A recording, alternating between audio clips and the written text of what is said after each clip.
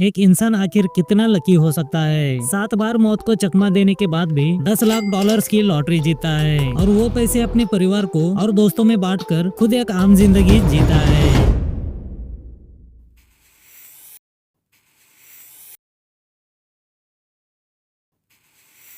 Hello guys, तो कैसे हो आप लोग।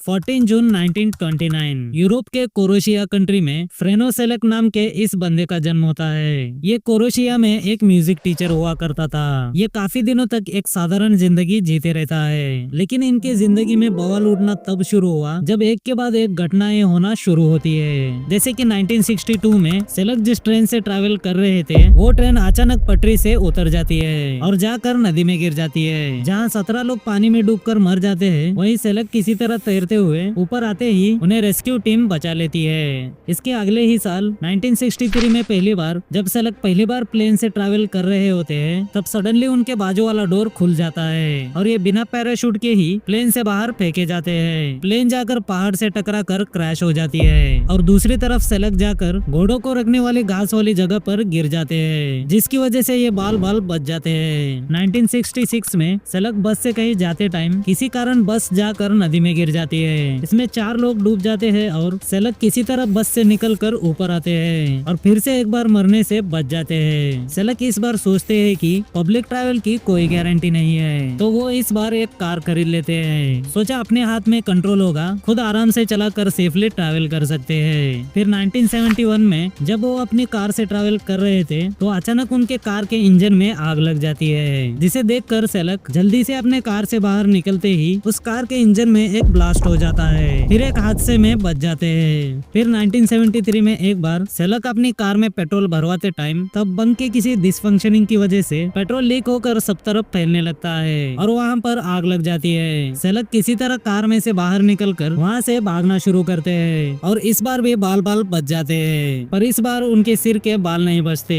इस बार उन्होंने गहरी सोच के साथ सोचा कि शायद गाड़ियाँ ही इनके लिए अनलकी है और ये गाड़ियों से ट्रैवल करना ही छोड़ देते हैं। कुछ दिन तो इनकी लाइफ बड़े सुकून से चल रही होती है। फिर एक दिन 1995 में सेलेक पैदल रास्ता क्रॉस करते टाइम तभी एक बस आकर उन्हें टक्कर मार देती है।